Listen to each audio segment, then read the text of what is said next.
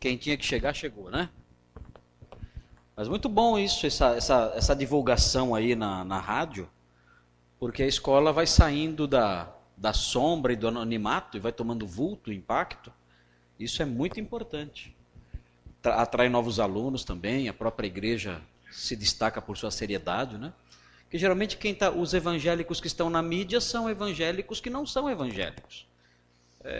Esse povo doido que a gente vê aí fazendo só arruaças teológicas e eclesiológicas por aí que estão na mídia, né? E igrejas sérias nós nunca vemos na mídia. Então eu espero que esse ano seja a CBN e o ano que vem seja a Globo, né? Aqui fazendo a sua divulgação. Muito bem, meus queridos alunos, nós vamos, nesse primeiro período, nós vamos falar sobre a sequência daquele debate cristológico e mesclando aquilo com os pais da igreja, porque os pais da igreja viveram na época desses debates todos, então a gente vai cobrindo as duas coisas. Eu coloquei esse mapa aqui, porque como esses slides vão ficar para vocês, então eu decidi colocar mais materiais do que material que a gente vai tratar em aula.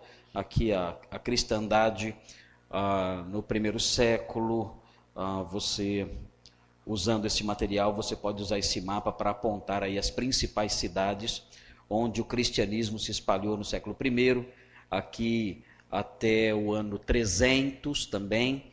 Você tem aí um mapa sobre a extensão da cristandade nesse período, que é o período que abrange grande parte aí da época dos pais da igreja. Aqui também a era de ouro dos pais da igreja, aqui séculos IV e V. Então você tem esses mapas que você pode estudar por sua conta, ou usar esses mapas para ensinar. Você vê ali naquele cantinho, por exemplo, né, a igreja na África romana. Aqui na projeção é um pouquinho difícil de ver, mas você pode ter uma noção, quando olhar o mapa no seu computador, você pode ter uma noção do grande desafio que foi a igreja donatista. A igreja donatista, que era uma igreja com algumas inclinações heréticas e que representou um grande desafio para os ortodoxos na época de Agostinho. Então você vê ali quantas igrejas donatistas tinha na África na época de Agostinho, contra os quais ele teve que lutar, como nós vamos aprender hoje. Ok, aqui os concílios do século V. Na verdade, nós vamos começar com o finalzinho do século IV, algumas preliminares importantes aqui que marcaram o período dos pais. O tema dos debates, a relação entre a humanidade e a divindade de Cristo. Os pais da igreja, o problema central que eles sempre debateram foi as duas naturezas, esse um dos problemas principais, e a questão da trindade, a divindade de Cristo e seu impacto sobre a doutrina da trindade.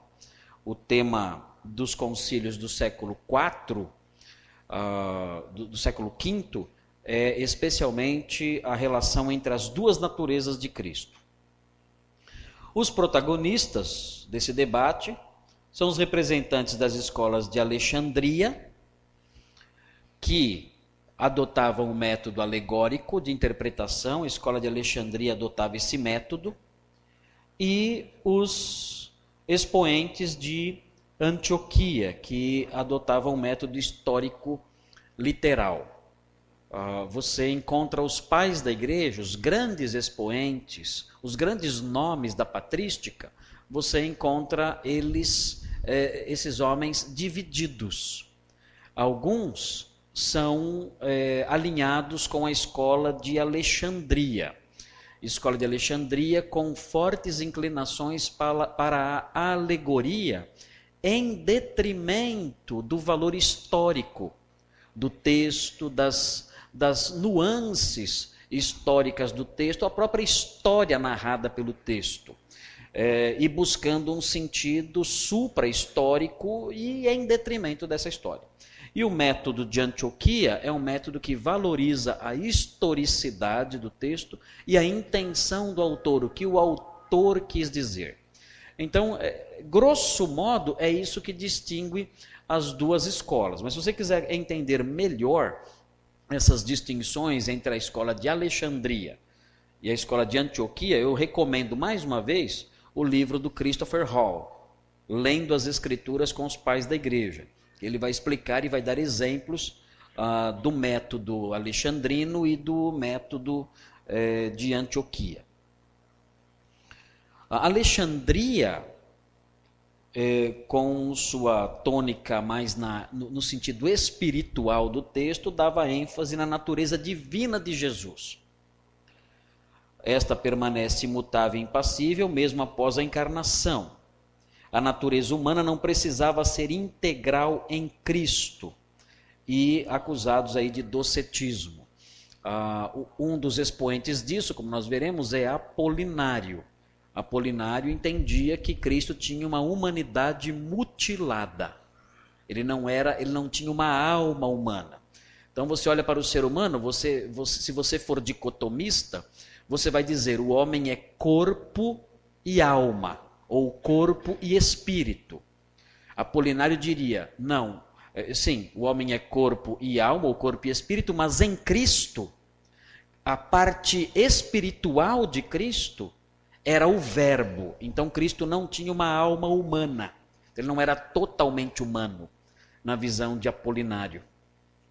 E isso, mutilar a humanidade de Cristo, faria com que a salvação do homem não fosse completa. Porque vocês devem se lembrar do lema de Gregório de Nazianzo. O que não é assumido não pode ser curado, não pode ser redimido. Ok? A Antioquia, ênfase na natureza humana, integral e atuante, sujeita ao verbo. E acusados de adocionismo, os debates, eles orbitavam em torno dessas duas tendências na teologia, nas escolas de interpretação da época. Então é bom se aproximar desse debate, se aproximar dessas informações com essas preliminares em mente. Vamos ver aqui um resumo. Os alexandrinos eram inclinados a crer que em Cristo havia uma só natureza integral e uma só pessoa, a divina.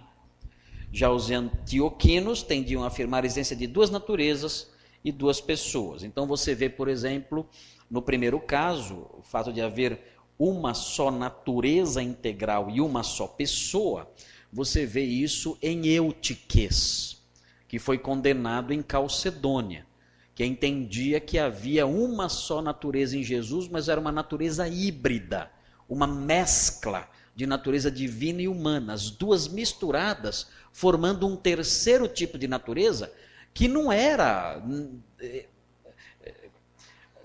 a rigor, não era nem humana e nem divina, era uma mistura das duas.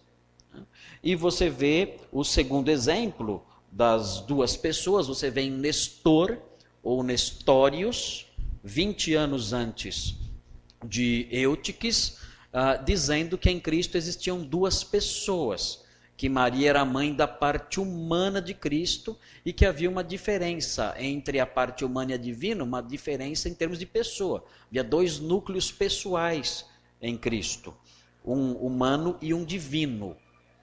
E aí uma grande dificuldade, porque essa cisão das duas naturezas fazia com que problemas soteriológicos fossem levantados. Tá? Por exemplo, qual foi a parte que morreu na cruz? A parte humana ou a parte divina? Aí eles vão responder, a parte humana morreu na cruz. Mas se a parte humana morreu na cruz, o sacrifício foi finito. Então não valeu nada. Mas Deus não morre, como é que a parte divina morreu? Deus não morre, Deus é imortal. Então surge um problema, a resposta é, o Deus homem morreu. A natureza humana viabilizou a morte do Deus homem. De modo que quem morreu na cruz era Deus e homem. Deus, homem, morreu. Então, por isso, não dá para dividir as duas coisas. Se você dividir as duas coisas, só uma parte morre. E se só uma parte morre, a nossa salvação não é completa. Então, notem que os debates não eram debates só ligados à teoria, a reflexões teológicas profundas sem nenhuma relevância prática. Não. A discussão era muito importante porque tinha que ver com a salvação. Se eu falo que o que morreu na cruz lá foi só a parte humana de Jesus, lamento, o sacrifício não serviu de muita coisa. E o apóstolo Paulo fala que Deus morreu. O apóstolo Paulo fala em Atos 20, o apóstolo fala expressamente aos presbíteros de Éfeso. Ele diz: pastoreai o rebanho de Deus que ele comprou com o seu próprio sangue. Deus comprou com o seu sangue a igreja. Ou seja, Deus morreu. Deus derramou sangue. Aí você fala, mas como isso pode acontecer? Através da encarnação e da união hipostática. O apóstolo Paulo já era ortodoxo, antes dos concílios acontecerem, ele já tinha aí a sua convicção bem calcedonense na época. Ok, o primeiro embate, Constantinopla, 381, condenou o bispo Apolinário de Laodiceia. Apolinário tipificou a ênfase alexandrina, negando a humanidade integral de Cristo ao dizer que nele a alma humana foi substituída pelo Logos. Aquilo que acabei de falar. Apolinário pensava, nós somos parte espiritual e parte material. A nossa parte espiritual é a alma, em Cristo não. Cristo não tinha alma humana. A alma dele era o Logos divino. Então ele não era completamente humano. Gregório de Nazianzo, que foi o presidente do concílio, respondeu que Cristo só poderia redimir o que assumiu. Então é muito importante guardar essa fórmula. É muito importante guardar isso. Sempre lembrar dessa máxima, que é uma máxima teológica, cristológica, inegociável. Lembra, você aqui no seminário, você vai estudar cristologia. Você vai estudar soteriologia. São matérias que você vai estudar que têm forte relação com esses conceitos. Quem foi que lançou os conceitos teológicos amadurecidos, refletidos, pensados, que hoje nós estudamos nas nossas teologias sistemáticas? Foram esses homens. Então é muito importante, desde já, construir alguns princípios com os quais não se pode tocar, nos quais não se pode tocar, com os quais não se pode mexer. Então um deles é esse. Aquilo que não é assumido não pode ser redimido. Isso é importante guardar. Se alguém disser, você vai estar lá numa discussão em classe, né? Alguém disser que Cristo não tinha uma humanidade idêntica à nossa, lembra, pense teologicamente. Se isso for aceito, isso compromete a nossa salvação, porque ele deixa de ser nosso perfeito substituto. É muito importante pensar desse jeito, tomar cuidado. Existe hoje em dia, nas igrejas evangélicas, um certo docetismo maquiado de piedade, que mutila de Jesus a humanidade. Todo mundo, por exemplo, muita gente, todo mundo é exagero, mas muita gente pensa assim, que a carne de Jesus era uma carne meio diferente da nossa. Né? Era uma carne mais rosadinha. Né? O suor de Jesus era mais perfumado. Né? Aliás, acho que Jesus nem suava, né? Nem suava, é feio suar, né? Será que Jesus cheirava suor? Jesus andava pelas estradas da Palestina, o pé dele sempre bonitinho, as unhas feitas. Né? As unhas bonitinhas, aparadinhas, tudo bonitinho. A pele rosadinha, o cabelo cheio de cachinhos. Né? Ele era assim, andava meio que flutuando, né? Não precisava tomar banho, porque nunca se sujava. Opa! Que ideia é essa? Isso não é humano. Isso aí é uma espécie de docetismo. Quando alguém diz assim para você, Jesus aguentou tudo aquilo na cruz porque ele era Deus. Que o ser humano não aguenta aquilo. Opa! Quando alguém diz isso, está mutilando a humanidade de Jesus. Está dizendo que ele tinha uma humanidade diferente da nossa. Uma humanidade privilegiada. Se a humanidade dele é diferente da nossa, o sacrifício dele não serve para você. Ele tem que ter uma humanidade igualzinha à nossa para o sacrifício dele servir para nós. Para ele ser nosso substituto perfeito. Então, muito cuidado com essas palavras que parecem piedosas, mas escondem por trás delas o germe, né, da heresia docetista, da heresia gnóstica, né, dessas heresias, da heresia de Nestor, de Apolinário. Toma cuidado com essas coisas. Tá? Lembra, a carne de Cristo não era diferente da nossa, ele não brilhava a carne dele mais do que a nossa, não. Jesus era um homem como nós. Os pés cheios de calos, de ferimentos, o seu rosto queimado de sol, o seu corpo suado, tudo isso o mestre experimentou. O mestre sabe o que é ter os cabelos empoeirados. O mestre sabe o que é ter o rosto ardendo com o sol da tarde, com o sol da manhã. O mestre sabe o que é dormir num lugar desconfortável, sentindo dor no corpo, dor nos ossos.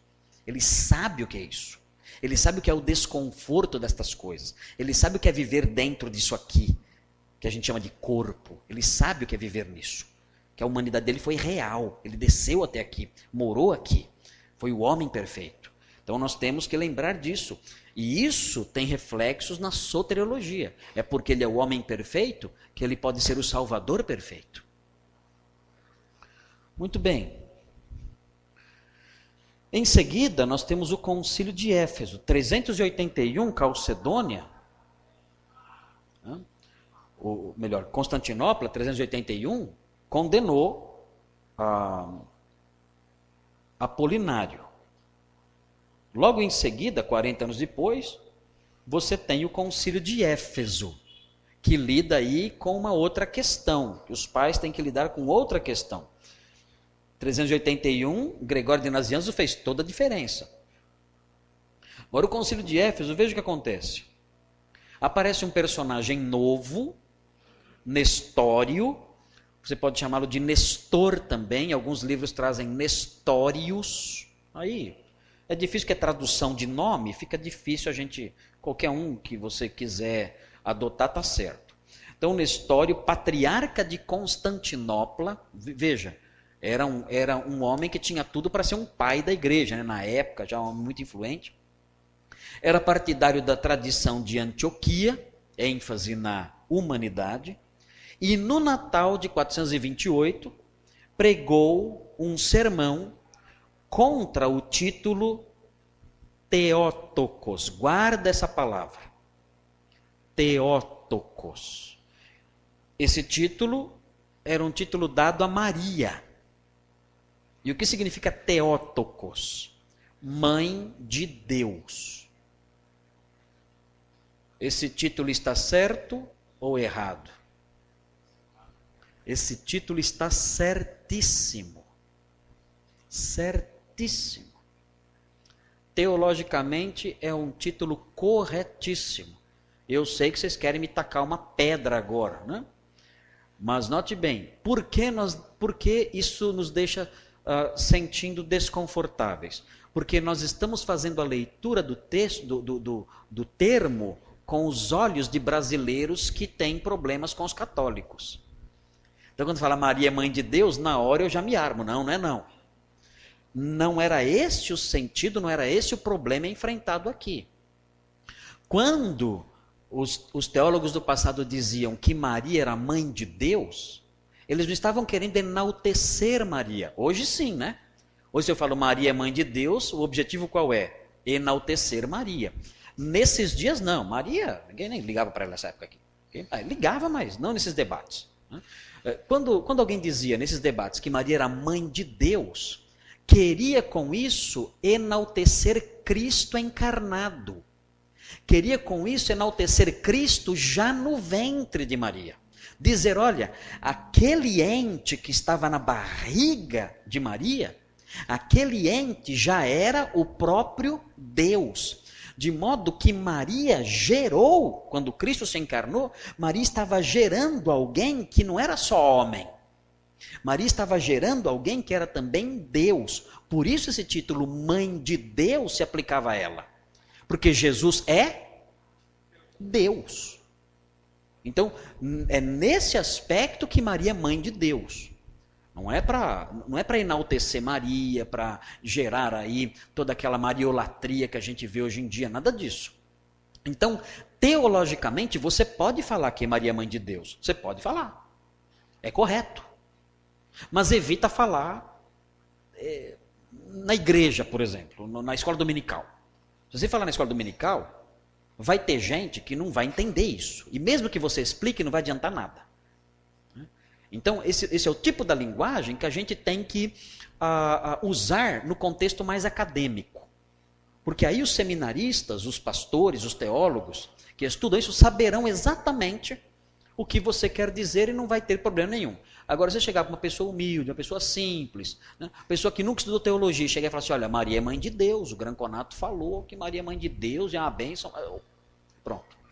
Vai dar encrenca para o seu lado. Tá? Isso, para dizer isso, tem que explicar muito bem as coisas. E nem sempre você tem oportunidade de explicar as coisas muito bem. Aí a confusão já está feita. Então seja cauteloso, cuidado. Você não está num vácuo histórico, você está no meio de uma igreja, você tem que ser sensível às limitações das pessoas, ok? Então note, ele pregou contra isso. Ele falou assim, olha, Maria não é mãe de Deus, Maria é mãe de Cristo, que é o lado humano. Maria é mãe do lado humano. Opa! Isso gerou um certo desconforto. Eu acho que eu sei o que Nestor quis dizer. Nestor acho que quis dizer apenas que Maria foi o veículo através do qual Jesus pôde ter um corpo humano, carne humana, ser um homem. Acho que ele quis dizer isso, mas ao pregar contra o termo Theotokos, ele deu a entender para muita gente que ele estava dividindo o Salvador em duas coisas. Tem o Jesus humano, que é a Maria que gerou, e essa pessoa tem o lado divino dela. E isso promovia uma divisão em Jesus que daria problemas. Aquilo que eu falei. Que parte morreu na cruz? Se está dividido. Muita gente nas igrejas responde rapidinho. A parte humana que morreu na cruz. Pronto, está aí o nestoriano. Se você chegar na sua igreja e perguntar assim, que parte... Jesus tem duas naturezas? Tem. Quais são? Humana e divina. Pergunta para a pessoa, qual parte morreu na cruz? A humana ou a divina? Adivinha o que ele vai responder? O que ele vai responder na hora? A humana. Pronto, está lá um nestoriano. Pode queimar, pode botar fogo, que é um herege, pode botar fogo e queimar. Tá? Porque está errada essa resposta. Não tem parte que morre, não existe isso. Não existe essa divisão. Maria é mãe de que parte? Não tem isso, ela é mãe de um ente integral. Ela é mãe de Deus homem. Qual parte de Jesus perdoa pecados? Peraí, agora eu vou perdoar pecados. Então deixa eu deixar a parte humana para lá. Agora a parte divina vai perdoar pecados. Qual parte de Jesus sentiu fome e sede? Vou deixar a parte divina para cá e agora a parte humana vai sentir fome e sede. Será que era assim? Claro que não. Deus experimentou fome quando se encarnou, quando se fez homem. Deus experimentou sede quando se fez homem. Deus homem provou tudo. Você não pode separar. Deus homem morreu. Deus homem se cansou. Deus homem perdoou pecados. É uma unidade, não dá para separar. E Nestório fez essa separação. E foi condenado corretamente, não pode separar. Se separar, a cruz, mais uma vez, frisando isso, se separar, mais uma vez, a cruz perde seu valor. Porque aí é a parte humana que morre. E aí o sacrifício é finito. E a sua culpa é infinita. Um sacrifício finito não vai resolver o problema. Ok. Para ele, a natureza divina não podia nascer nem morrer. Assim, o que Maria gerou foi só a natureza humana, um homem unido ao Logos. Eu acho que Nestório não era um herege assim, no sentido que a gente tem hoje em dia. Eu acho que ele só não conseguiu se expressar direito. Eu acho. Mas agora é tarde, né? Falar isso 1500 anos depois, resolve muito. Nestório não aceitava a existência de uma natureza sem uma pessoa. Se Cristo tinha duas naturezas, logo nele havia duas pessoas habitando uma na outra. Tá? O problema aqui. Ele pensa assim, tem uma natureza humana. A personalidade faz parte disso. Como é que vai ter uma natureza humana sem uma personalidade? Se não tem personalidade, não é natureza humana. E tem uma natureza divina. E como é que vai ter uma natureza divina sem uma personalidade? Se é uma natureza divina, tem uma personalidade. Então ele tem duas personalidades. É uma espécie de esquizofrênico, né, teológico. Então tem duas personalidades. Né, e elas vão atuando alternadamente aí. Foi o que ele pensou. Cirilo, patriarca de Alexandria, acusou Nestório de um tipo de adocionismo em que o verbo estaria junto com a natureza humana, mas sem participar da sua experiência. É uma espécie de monarquianismo adocionista. Cirilo foi um pai da igreja extremamente intrigante, dado a brigas e a encrencas, e ele foi para cima de Nestor. Cirilo afirmou a união hipostática. Olha aqui essa expressão que tem que entrar para o seu vocabulário agora. Essa expressão tem que entrar para o seu vocabulário. A expressão união hipostática. A união hipostática diz o quê? A hipóstase, a pessoa, o sujeito pessoal na encarnação é o verbo. E ele assumiu a natureza humana que por si só é impessoal. Então existe uma só pessoa, é o verbo, a pessoa. Mas esse verbo pegou uma natureza que não tinha pessoa. Então ficou uma pessoa, o verbo, que é divino, com mais uma natureza. Ficou uma pessoa com duas naturezas. Entenderam isso? O verbo é a pessoa, e ele é divino. Esse verbo divino assumiu uma natureza que não tem personalidade. Ele assumiu essa natureza impessoal. Então esse verbo, o verbo que é Jesus, ele passou a ter duas naturezas. A divina, que ele já tinha, e a que ele assumiu, a humana. Então é uma pessoa com duas naturezas. Mas é uma pessoa só. Assim, Maria deu à luz Deus. Ela é mãe de Deus. Maria deu à luz Deus em carne. O que Maria gerou era Deus em carne.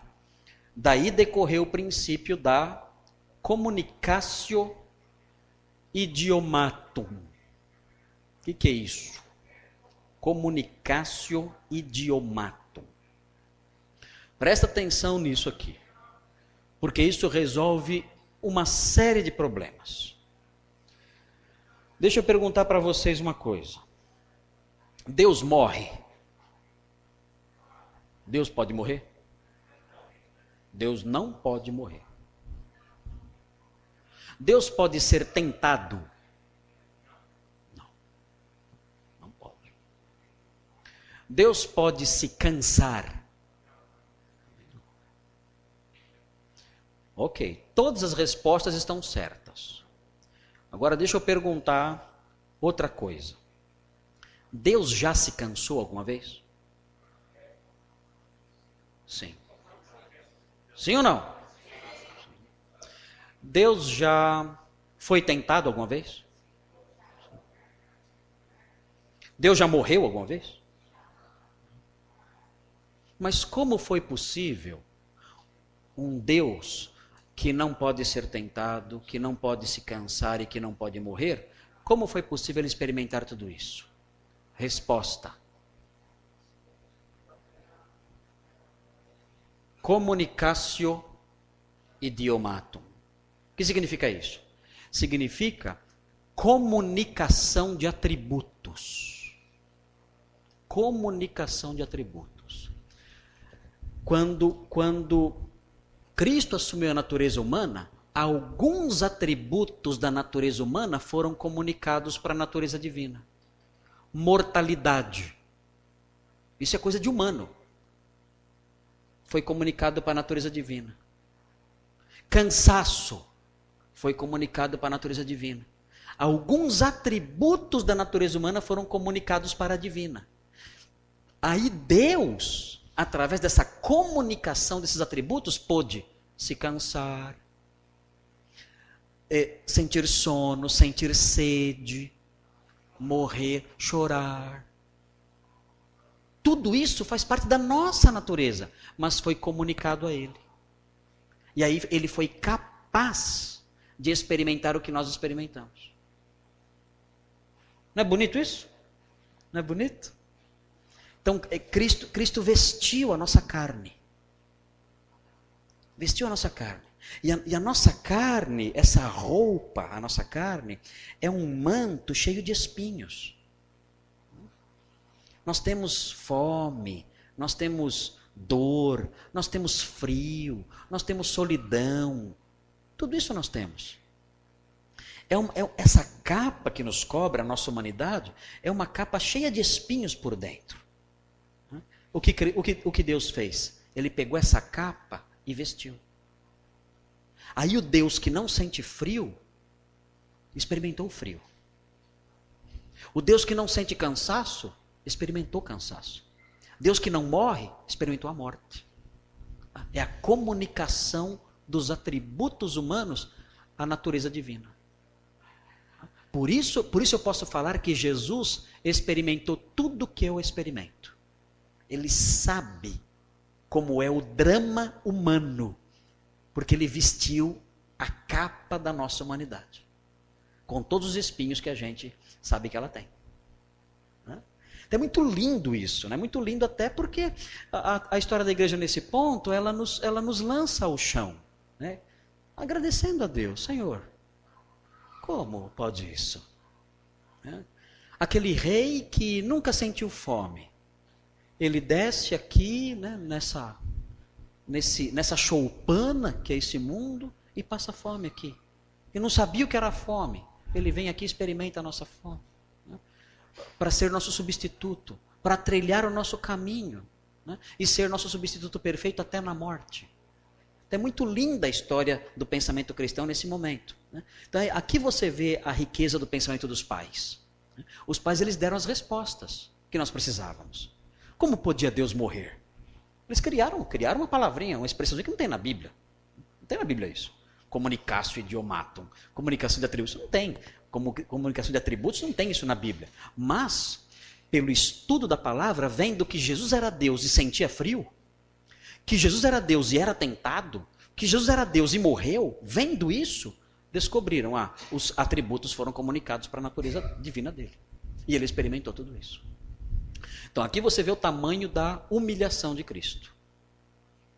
Cristo se humilhou até ao máximo. Ele vestiu a nossa humanidade plenamente. Ele sabe tudo.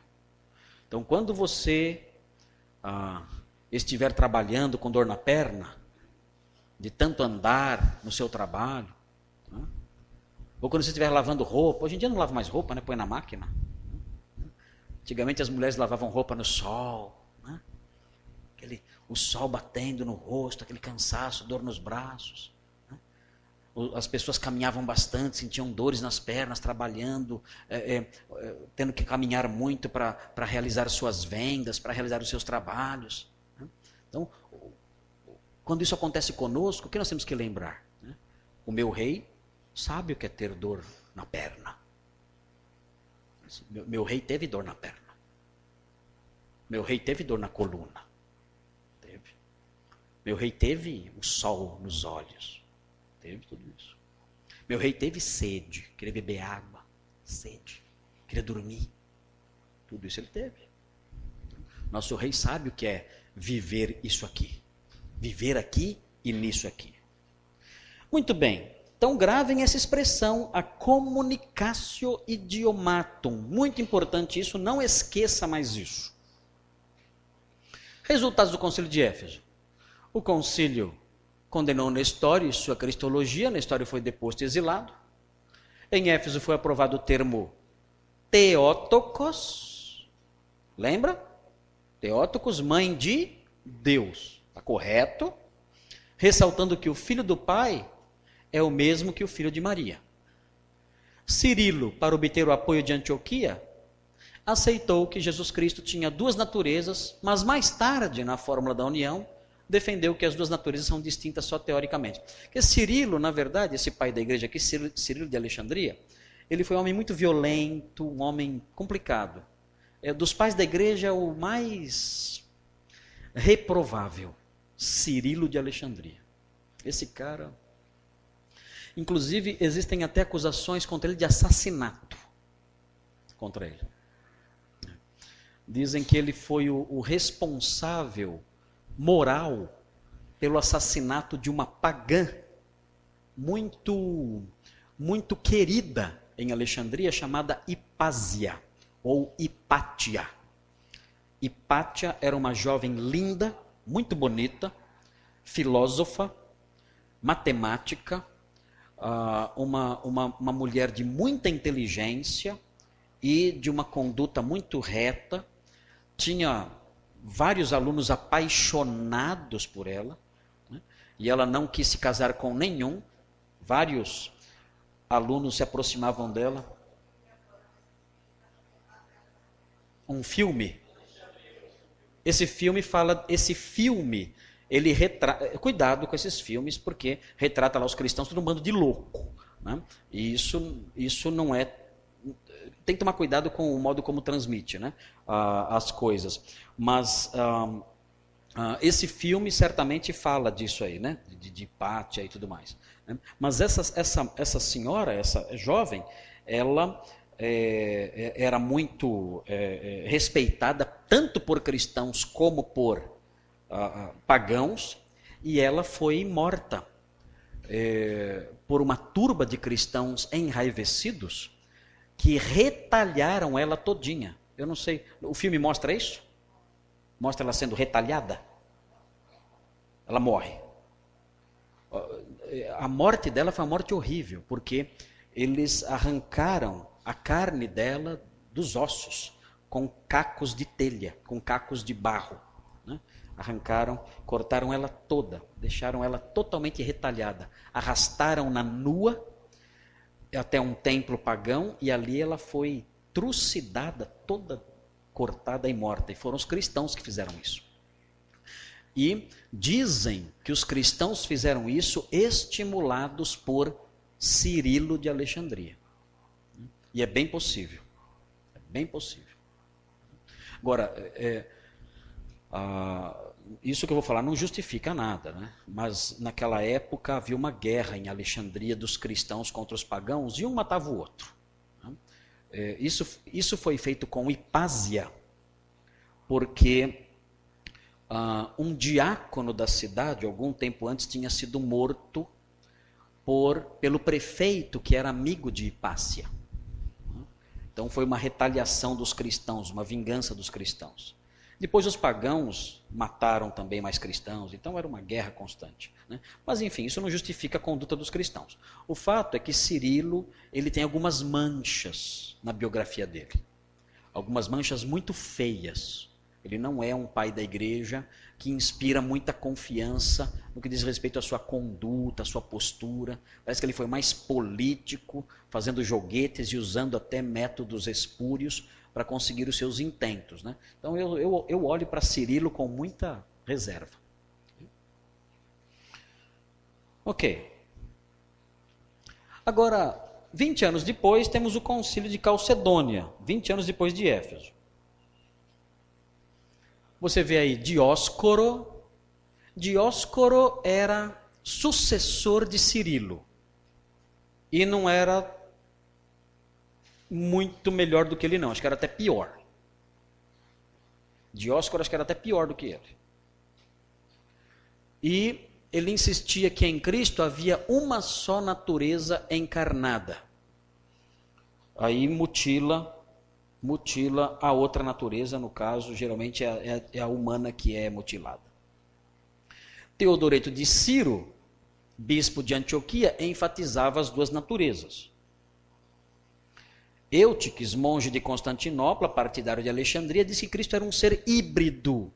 Aqui é que entra o problema principal de Calcedônia, com o qual Dióscoro vai se embater aí com o Teodoreto de Ciro. Eutiques cria que Cristo era um ser híbrido com duas naturezas mescladas, formando um tertium quid, ou seja, um terceiro tipo. Não era nem humano nem divino, era um terceiro tipo misturado, uma mistura dos dois, no qual a natureza humana era absorvida pela divina. Ok? A divina é que prevalecia. Dióscoro acolheu Eutiques e aprovou sua fórmula no Sínodo dos Ladrões em 449. O Dióscoro, ele convocou esse sínodo sem autorização de ninguém, não esperou chegar o partido contrário e repudiou as ideias de Teodoreto de Ciro e acolheu Eutiques. Dióscoro também é assassino também, porque quando um delegado de Roma foi ler o Tomo de Leão, que era um documento do bispo de Roma que favorecia Teodoreto de Ciro, os amigos de Dióscoro, com bastões, bateram tanto nele que ele morreu. Mataram ele, a pauladas. Vocês terem uma ideia, o tipo de gente que era esse Dióscoro aí. Coisa terrível. Então é um episódio muito... Essa fase da história da igreja, né, entre o concílio de Éfeso e o concílio de Calcedônia, é uma fase muito, muito manchada pela presença de Cirilo e Dióscoro, né, que são homens que não merecem o nome de bispos. Teodósio II, após sua morte, em 450, foi sucedido por Pulquéria, e ela, juntamente com seu marido, convocou um novo concílio que se reuniu em Calcedônia. Esse concílio de Calcedônia, condenou a ideia de Eutiques. A ideia de Eutiques, de uma natureza só, mesclada, um híbrido, é chamada de monofisismo. O que é mono? O que é physis? Natureza. Então, monofisismo. Cristo só tem uma natureza. É a junção, é a mescla das outras duas, da humana e a divina. Okay? O monofisismo foi condenado em Calcedônia. Então, apesar de todas as tentativas de Dióscoro, nessa época Cirilo já tinha morrido, já fazia alguns anos, Cirilo já tinha morrido, Dióscoro tentou descer goela abaixo o monofisismo, mas não conseguiu, e Calcedônia permaneceu. Calcedônia permanece até hoje. Depois de Calcedônia, os debates cristológicos se encerraram. Todos nós aqui, nós somos adeptos de Calcedônia. Todos nós aqui. Não teve outra formulação melhor do que a de Calcedônia. Calcedônia juntou tudo. As noções as definições de Niceia, do Credo Niceno, Constantinopolitano, as decisões, os pareceres de Éfeso, juntou tudo e fez a sua definição de fé, que permanece até hoje como sendo inclusive a nossa. Se você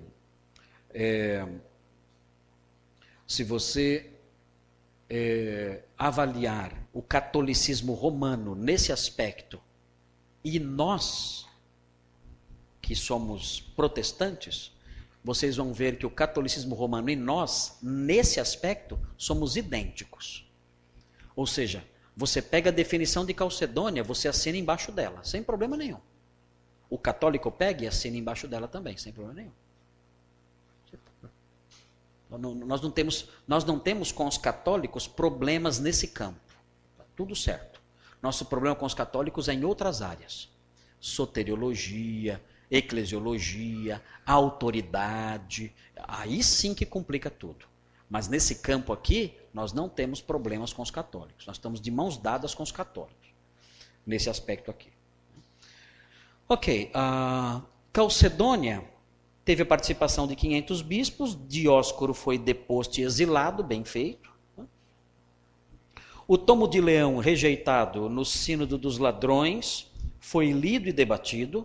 Tomo de Leão, aquele documento que foi lido e quem leu apanhou até morrer.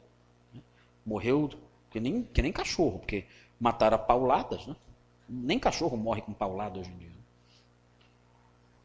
Foi-se o tempo de matar cachorro com paulada. A definição de Calcedônia foi, na verdade, uma interpretação melhor elaborada do Credo Niceno de 381, porque entrou também alguns detalhezinhos sobre a heresia de Nestor. As ideias de Eutiques foram condenadas. O concílio também reafirmou a rejeição do nestorianismo, que é o que eu acabei de falar agora. Ok, veja aqui a definição de Calcedônia aqui, é essa aqui. Então, isso aqui é obra dos pais da igreja. Os pais da igreja construíram isso aqui. Você vê aí, tem o quê? Tem 9, 10 linhas aí. Mas aqui, eu tiro o chapéu para isso aqui. Eu tiro o chapéu para isso aqui. Isso aqui é resultado de 130 anos de discussão teológica, isso aqui. Isso aqui não nasceu do dia para a noite. São 130 anos de discussão teológica para chegar nisso aqui. Lá na escola Palavra da Vida tinha um professor que quando chegava nessa hora, ele pedia para todos os alunos ficar de pé, para ler o credo de Calcedônia. A mãe era a reverência que ele tinha. E também porque, além do credo ser um credo, uma definição, né? Ser uma definição precisa, ela é bíblica. E além de ser bíblica, é uma definição que teve um preço. Muita gente, né, se empenhou, sofreu, foi exilado. Gente foi perseguida para conseguir manter as bases, as principais teses dessa definição. Então, é uma definição muito cara para a teologia cristã. Muito cara. Tanto para católicos, como para ortodoxos e protestantes. Agora, Testemunha de Jeová não assina isso aqui não. Testemunha de Jeová não quer saber disso aqui. Estou falando, as seitas, né? As seitas não assinam isso. Agora, os cristãos assinam tranquilamente. Veja aqui. O Filho foi revelado em duas naturezas. Sem confusão. Por que sem confusão? Para evitar o monofisismo de Eutiques. Misturar tudo. Sem confusão, sem mudança, sem divisão. Olha o Nestor aí. Um soquinho no Nestor, né? Tem que separar. Não tem separação, nem divisão. Okay? Olha lá. Contra Eutiques e contra Nestório, ou Nestor. Então a definição já ataca esses dois aí, já logo de cara. Aí, se você ler a definição sem conhecer a história, você não entende nada. Agora, conhecendo a história, você vai saber porque ele colocou sem separação, sem confusão. Você lê a definição sem conhecer a história, você não entende nada. Por que colocou sem confusão, sem separação? O que tem a ver isso aqui? Agora, conhecendo a história, você sabe por que eles colocaram. Okay? À medida que os problemas foram surgindo, a história caminhando, eles foram adequando a linguagem à necessidade. É como hoje em dia, você vai fazer uma definição de fé sobre casamento. Você vai dizer o quê? Casamento é a união de duas pessoas que perdura até a morte. Só que hoje em dia, você tem que colocar assim, casamento é a união de duas pessoas de sexos diferentes. Alguém há 100 anos atrás dizia assim, mas por que você colocou de sexos diferentes? Isso é lógico. É óbvio que é de sexos diferentes.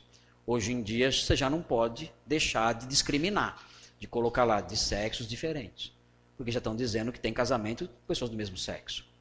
Então, os problemas que a igreja enfrenta faz com que as suas definições se tornem mais precisas. É o que acontece aqui também. Na medida que o problema vai acontecendo, a definição se torna mais precisa. Então veja, a diferença de naturezas não pode ser eliminada de modo algum por causa da união.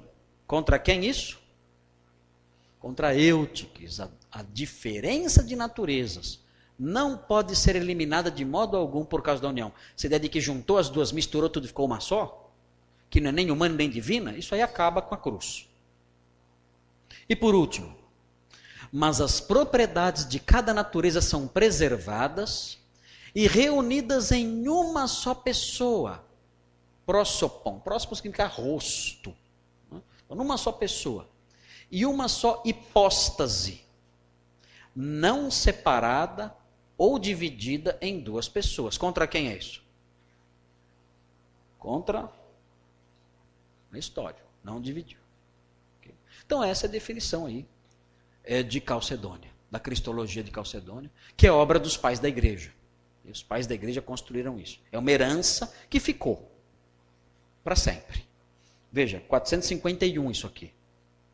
1.500 anos tem isso aqui. Nós estamos lendo 9 linhas que tem 1.500 anos. E é a nossa definição de fé. Se algum aluno da Charles Spurgeon discordar de alguma linha dessa aqui, o pastor Clayton vai ter que chamar ele no gabinete para explicar melhor. Se é um herege, o que você é? Porque discordar de um desses itens compromete a sua ortodoxia. Você vai ser ou nestoriano, ou vai ser eutiquiano, talvez até ariano, o que é pior. Enfim. Muito bem, essa é então a definição de Calcedônia, a obra aí do século V. Então estamos aqui no século V da história da igreja. O que aconteceu depois de Calcedônia? Resolveu o problema, a igreja não teve mais problema nenhum, né? Fez a definição, está resolvido, acabou. É assim que acontece na igreja? Não, né? Aqui na igreja de Parquelândia, quando uma assembleia toma uma decisão que contraria um grupo, espero que não aconteça isso aqui, mas quando toma uma decisão contraria um grupo, esse grupo depois que acaba a assembleia, está tudo bem? O que esse grupo faz?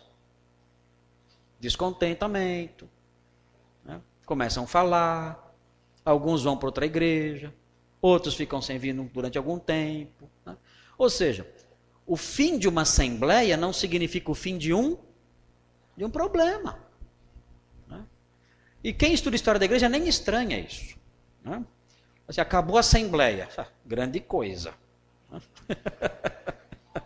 Resolveu, tolinho, vai sonhando. Quem dera a assembleia resolvesse tudo. É claro que os monofisitas não gostaram. É claro que os nestorianos não gostaram. É claro que os arianos, há muito tempo já, né? Já que não estavam gostando, né? Isso é lógico. Então, vai surgir problemas, esses problemas persistem até hoje. Nós temos ainda hoje igrejas que são igrejas nestorianas, temos ainda hoje igrejas que são monofisitas, especialmente na África e no Extremo Oriente. O que aconteceu aí? Surgimento de igrejas nestorianas. Então, quem saiu de Éfeso, quem saiu de Calcedônia, de mau humor, fez o quê? Formou a sua própria igreja. Não é assim que faz hoje em dia também? Não é assim? A mesma coisa. Igualzinho. Surgimento de igrejas nestorianas, olha lá, na Síria, na Pérsia, na Arábia. E surgimento de igrejas monofisitas, os eutiquianos. As igrejas coptas no Egito. Até hoje existem lá. Até hoje existe a igreja copta. E olha, isso aqui é interessante, viu? Olha para onde os nestorianos foram. Síria, Pérsia é extremo Oriente, né? Atravessa, você pega a rota era chamada de Rota da Seda, e você vai até o Irã. A Pérsia é no Irã, onde hoje é o Irã. E seguindo mais para frente vai até a China. Na verdade, a igreja nestoriana chegou até na China. Já pensou? Foi embora. E encheu de igreja. Muitas igrejas nestorianas nessa rota. Agora, qual é o último lugar onde elas se instalaram lá? Está vendo lá? Onde foi? Arábia. Ele fala assim, e daí? Não tenho nada a ver com isso. Não? Não mesmo? Isso aqui é no século V. O que aconteceu no século VII? O Islã. O Islã surgiu no século VII. E sabe de uma coisa? Maomé conhecia a figura de Jesus. Para ele, Jesus era Deus? Não. Para ele, Jesus era apenas filho de Maria. Maria era só mãe de um homem. Onde ele aprendeu isso? Onde ele teve noções disso? Com os nestorianos da Arábia. Até hoje você vê muçulmano andando pela rua. Parte das convicções dos muçulmanos, algumas noções cristológicas dos muçulmanos, os responsáveis foram os cristãos nestorianos que foram para a Arábia. Olha só como uma coisa leva a outra, né? Coisa leva a outra. Terrível. Nada está desconectado. Isso foi um sinal? Isso foi um sinal? Não. Não? Ok. Igreja majoritária dividida entre diofisitas e monofisitas. E neocalcedônios, de Leôncio de Bizâncio. Essa foi uma discussão. Veja, os diofisitas, que Jesus tem duas naturezas, monofisitas têm uma natureza só. E Leôncio de Bizâncio é quem estabeleceu, quem representava os 3 capítulos numa discussão ligada à vontade de Jesus. Jesus tinha uma vontade só ou duas. Se ele tinha uma vontade apenas divina ou duas vontades. Uma discussão bem mais teórica. No reinado do imperador Zenão, a definição de Calcedônia foi rejeitada e o monofisismo cresceu. O segundo concílio de Constantinopla, convocado pelo imperador Justiniano, reafirmou a fé de Calcedônia. Constantinopla II acolheu a interpretação da definição de Calcedônia proposta por Leôncio de Bizâncio, que apresentou o princípio da enipostasia. Outra palavra terrível aqui, né? O que é enipostasia? Eu vou dizer uma frase, vocês anotem a frase e tentem entender em casa. A frase é a seguinte: a natureza humana se hipostatizou na pessoice do verbo. Pronto. Em casa você pensa nisso. A natureza humana se hipostatizou na pessoice. Eu nem sei se existe a palavra pessoice, né? Mas se não existe, inventei agora, né? Então, se hipostatizou na pessoice do verbo. A natureza humana não tem personalidade, mas ela pôde se expressar pessoalmente graças ao núcleo pessoal que é o verbo divino. Ok? Entenderam isso? Não, né? Então, eu vou falar de novo, se quiser anotar. Vou tentar falar de novo. A natureza humana, que não tem personalidade, ela pôde expressar a sua personalidade, ela pôde se expressar pessoalmente, porque ela se estribou, ela se escorou na personalidade do verbo divino. Ok? Além disso, eu não sei prosseguir. Não sei muito além disso. Mas isso aí é para mastigar um pouquinho em casa, né? Você tem o final de semana aí bem light, você pode ler essa frase algumas vezes aí, tentar ver se você consegue esmiuçá-la um pouquinho melhor aí, ok? Muito bem. Vamos prosseguir ou não? Dá para prosseguir ainda? 5 minutos? Ok, vamos prosseguir então. Eu espero que vocês não tenham se sentido muito cansados com os debates cristológicos, mas é que esses debates realmente compõem o cenário dos pais da igreja. E lembra sempre disso, né? O debate cristológico, ele tem a ver com a salvação da gente. Um livro bom, talvez para você ler, que fala sobre isso, né? É a História do Pensamento Cristão, de Roger Olson. Roger Olson. Ele trata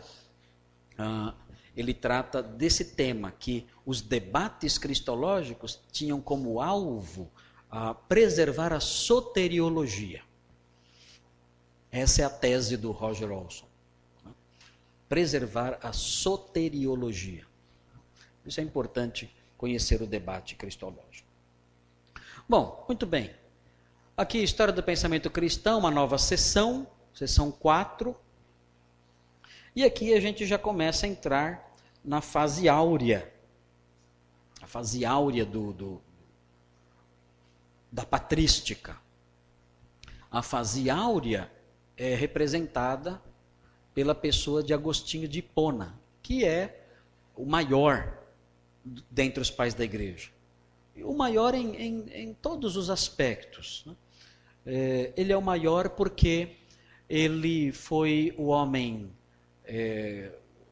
marcado por uma profunda piedade, uma vida de extrema santidade, amor a Deus, profunda devoção.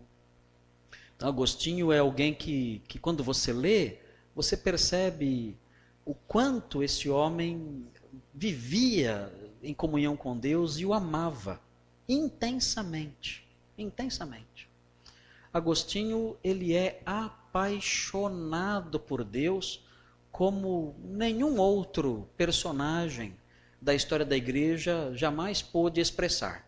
O amor dele por Deus é contagiante e é até emocionante. Você fica emocionado quando você lê os textos de Agostinho, que são textos profundamente sensíveis a quem Deus é, e textos de alto nível espiritual, devocionais. É maravilhoso. Você lê Agostinho, você fica tocado, sensibilizado por esse homem, né? É muito difícil eu ler Agostinho sem chorar. Eu sou chorão por natureza mesmo, chorando o tempo todo. Né? Qualquer coisinha me emociona, até comercial de cerveja eu fico emocionado, choro. Comercial de cerveja, né? Mas quando eu leio Agostinho, aí é demais. Inclusive, eu até gosto de ler Agostinho sozinho. Eu gosto de ficar num canto quieto e ali eu leio Agostinho. E quando eu leio Agostinho, eu fico muito emocionado, porque ele tem uma habilidade retórica e uma capacidade no uso das palavras que eu morro de inveja. Meu Deus, como eu queria escrever desse jeito, como eu queria jogar com as frases desse jeito, né? Como eu queria construir pensamentos assim, né? E toda essa beleza, toda essa grandeza, os textos de Agostinho são catedrais que ele constrói. E você olha para o texto, é a coisa mais linda, é maravilhoso. Eu sou o fã número 1 de Agostinho, sou eu. Eu acho demais a obra literária de Agostinho. Então nós vamos conhecer o pensamento desse pai da igreja, que representa o período dourado dos pais, né? E conhecer os seus embates teológicos e um pouquinho do seu pensamento também. Okay? Então até daqui a pouco.